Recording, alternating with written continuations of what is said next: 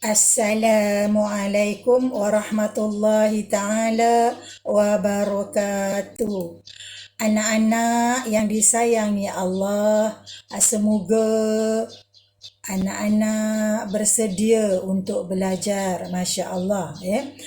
Kita masih lagi tajuk solat Jumaat. Bahagian kita pada kali ini adalah orang yang diberi rukhsah meninggalkan solat Jumaat. Apa itu rukhsah? Rukhsah bahasa Arab, bahasa Melayunya kelonggaran. Siapa yang diberi kelonggaran? Baik, mari kita tengok sama-sama.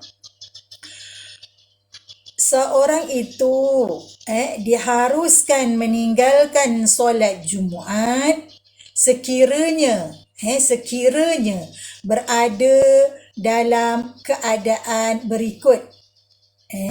Tengok pertama keadaan dia macam mana. Pertama, orang yang sakit. Apa maksud sakit di sini yang diberi kelonggaran tidak perlu pergi solat?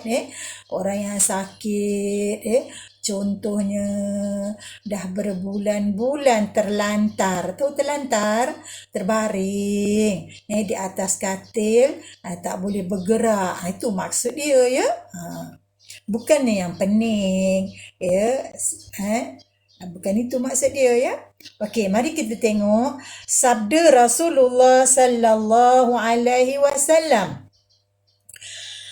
Al-jum'atu haqqun wajibun ala kulli muslimin fi jama'atin illa arba'ata abdum mamlukun aw imra'atun aw sabiyun aw maridun.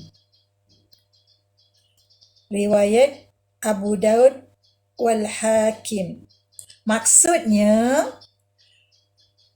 Jumaat itu hak yang wajib di atas tiap-tiap orang Islam berjamaah.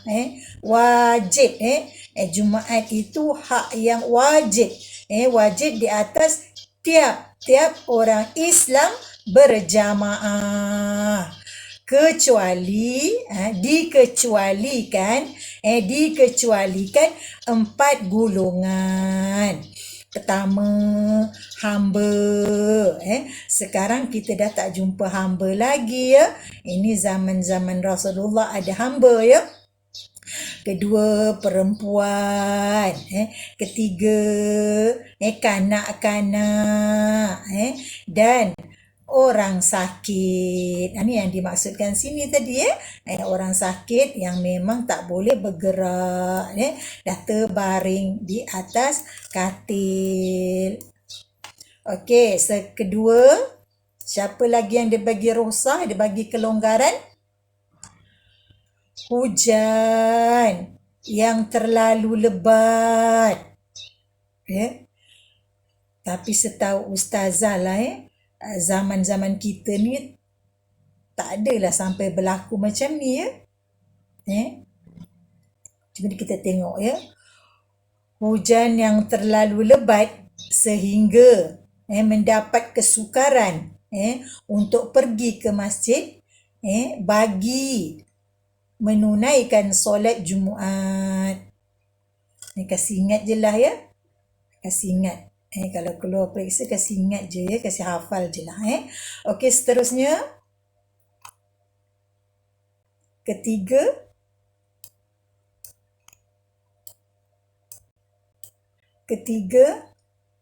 terlalu lapar atau dahaga.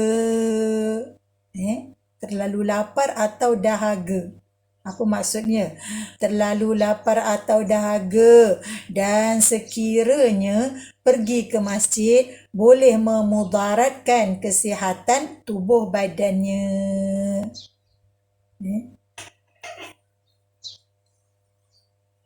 Keempat, cuaca. cuaca yang terlalu panas atau terlalu sejuk, atau kerana angin bertiup terlalu kencang. Macam kita negara Malaysia ya, mungkin tak terserempak lah dengan situasi yang terlampau panas ya. Dan kita Malaysia tidaklah terserempak dengan cuaca yang terlampau sejuk yang boleh bergegar badan ya. Negara-negara di sebelah barat sana lah ya. Negara kita tak termasuk kumpulan yang inilah. Tapi cuma kita kena tahulah, mana tahu nanti kita belajar di luar negara, kita dah tahu. Okey, seterusnya, orang yang bermusafir. Orang yang bermusafir sekalipun waktu solat Jumaat didirikan ketika dia sedang berhenti.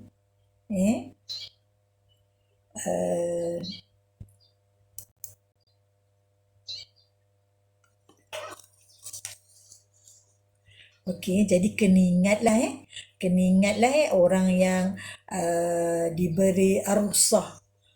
Apa tu rukhsah? Kelonggaran untuk meninggalkan solat Jumaat ya. Pertama apa dia? Ya, orang yang sakit. Yang kedua, hujan yang terlampau lebat. Ketiga apa dia? Terlalu lapar atau dahaga. Keempat, cuaca.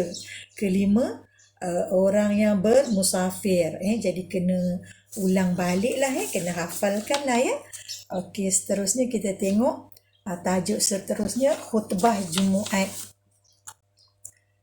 Khutbah Jumaat. Bila nak sembahyang Jumaat, bila nak solat Jumaat, kena ada khutbah. Tengok apa dia khutbah. Apa dia khutbah? Khutbah Jumaat ialah ucapan yang wajib disempurnakan sebelum solat Jumaat.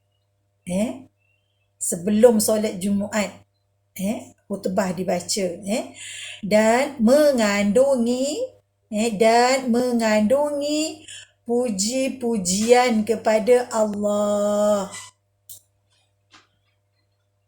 selawat kepada Nabi Muhammad sallallahu alaihi wasallam, serta nasihat dan pengajaran kepada para jamaah. Jadi kena dihafal lah ya. Apa arti khutbah Jumaat? Sama-sama baca. Khutbah Jumaat ialah ucapan yang wajib disempurnakan sebelum solat Jumaat dan mengandungi puji-pujian kepada Allah Subhanahu wa taala, selawat kepada Nabi Muhammad sallallahu alaihi wasallam, serta nasihat dan pengajaran kepada para jamaah. Jadi kena ulang lah ya, supaya ingat. Seterusnya apa lagi? Hukum khutbah. Hukum khutbah. Hukum khutbah Jumaat adalah wajib. Apa hukum khutbah Jumaat? Wajib. Kena ingatlah ni hukum dia wajib. Seterusnya, isi khutbah hendaklah meliputi puji-pujian kepada Allah Subhanahu wa taala, selawat atas Nabi, mengucap syahadah, kemudian berwasiat supaya bertakwa. Supaya bertakwa. Apa maksud bertakwa? takut kepada Allah. Takut kepada Allah. Apa maksud takwa lagi? Takwa sikap, kepatuhan. Kita tinggalkan yang Allah larang. Allah larang, tinggal. Tinggal, jangan buat. Apa dia maksud takwa lagi? Taat kepada Allah. Taat kepada Allah. Lagi, pengajaran yang baik untuk kehidupan kaum muslimin. Membaca ayat Al-Quran dan berdoa untuk keselamatan umat Islam di dunia dan akhirat. Itu isi khutbah yang kena ada. Seterusnya, khutbah hendaklah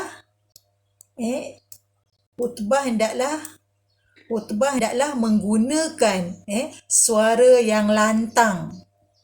Lantang tu kena kuat.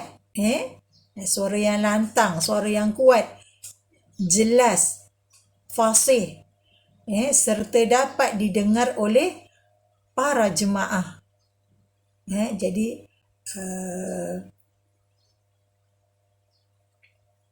kena ingatkanlah ya. Lepas tu seterusnya,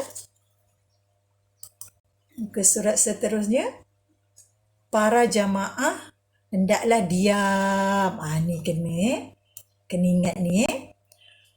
Para jemaah hendaklah diam apabila khutbah telah dimulai. Maka dilarang bercakap-cakap berdasarkan hadis berikut. Jadi bila kita dengar imam sedang baca khutbah, jangan ada di antara kita bercakap. Ataupun kita tegur kawan kita senyap pun, tak boleh. Apa bukti dia? Tengok ni hadis ni. Sabda Rasulullah sallallahu alaihi wasallam, Anna Aba Hurairah akhbar anna Rasulullah sallallahu alaihi wasallam qala idza qulta li sahibika ansib wal imamu yakhtub faqad laghawta. Maksudnya, sesungguhnya Abu Hurairah menceritakan, sesungguhnya Rasulullah sallallahu alaihi wasallam bersabda, apabila kamu berkata kepada kawan kamu, diam. Apabila kamu berkata kepada kawan kamu, diam. Sedangkan imam sedang berkhutbah. Maka sesungguhnya telah sia-sialah kamu. Apa maksud dia? Solat Jumaat kamu itu. Jadi janganlah janganlah kamu buat Kamu dah dengar dah hadis ni Jadi bila khutbah sedang dilaungkan, kamu kena bersedia. Bersedia apa? Bersedia untuk mendengar, tanpa bercakap walaupun sepatah. Masya Allah.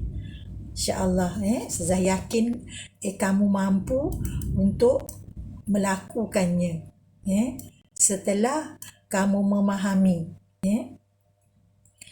Baiklah, seterusnya tajuk baru, rukun khutbah Jumaat. Bila sebut rukun, anak-anak kena faham rukun adalah perkara yang kena ada. Apa dia? Rukun yang kena ada. Bila nak baca khutbah Jumaat, apa rukun yang kena ada? Sebelum tu Ustazah kasih faham dulu. Biar kamu nampak. Okey, kalau kita sebut itu rumah, apa yang kena ada? Kita nak kata di tu rumah. Contoh, bila kita kata dia tu rumah, dia ada tangga, dia ada tiang, dia ada dinding, dia ada lantai, dia ada bumbung. Tangga, lantai, dinding, pintu, tingkap, bumbung, itu namanya rukun. Kita kata dia itu rumah. Kalau tidak, mungkin dia tu gua. Kenapa kita kata dia gua? Sebab dia tidak ada tangga, dia tak ada tingkap, dia cuma ada pintu. Tu Ustazah nak kasih faham kamu tentang rukun ya. Jadi sekarang bukan Ustazah nak cerita pasal rukun rumah. Ustazah nak berbicara tentang rukun khutbah Jumaat. Mari kita tengok Mari kita tengok apa dia rukun khutbah Jumaat. Pertama, bila nak baca khutbah Jumaat, pertama memuji nama Allah dengan membaca Alhamdulillah atau Hamdan Lillah. Ini rukun yang kena ada. Kedua, apa yang kena ada? Berselawat ke atas Nabi Muhammad sallallahu alaihi wasallam. Apa dia? Allahumma salli ala Muhammad. Lagi rukun yang ketiga apa dia? Berpesan-pesan kepada para jamaah supaya bertakwa kepada Allah Subhanahu wa taala seperti ittaqullah, ittaqullah, ittaqullah. Meninggalkan segala larangan Allah. Itu peringatan. Meninggalkan segala larangan Allah. Tinggalkan yang Allah larang. Ittaqullah. Meninggalkan segala larangan Allah. Seterusnya yang keempat, membaca ayat Al-Quran di dalam satu daripada dua khutbah. Sebaik-baiknya dibaca dalam khutbah yang pertama. Yang kelima, membaca doa bagi orang mukmin di dalam khutbah yang kedua. Sekurang-kurangnya Allahumma ghafir lil mu'minina wal mu'minat. Jadi rukun khutbah ni kena dihafal lah ya. Macam mana cara nak menghafal dia? Jangan baca sekali. Jangan baca sekali. Baca kasih lancar. Ya. Kasih lancar dulu. Seterusnya, para jamaah hendaklah diam.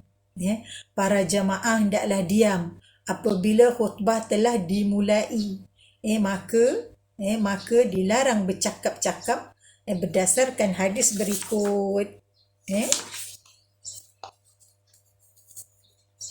70, 71, 73. Jadi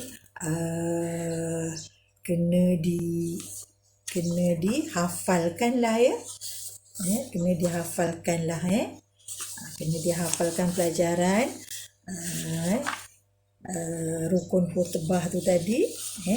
Rukun khutbah rukun khutbah ada berapa? 5 yang kena murid-murid kasih ingat. Hafal lah, kasih baca lah. Kasih baca, insya-Allah murid-murid mampu untuk menghafalnya. Kena ikhlaslah belajar kena ikhlaslah belajar, memang boleh dapat. Jadi ingatkan balik apa dia rukun khutbah, apa dia rukun khutbah. membaca, memuji nama Allah, memuji nama Allah. Kedua, berselawat ke atas Nabi Muhammad sallallahu alaihi wasallam. Ketiga, pesan kepada para jamaah.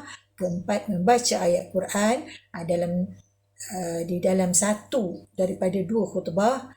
Kelima, membaca doa bagi orang mukmin dalam khutbah yang kedua. Jadi kena hafalkanlah ya. Kena baca berulang kali. Bila dah lancar,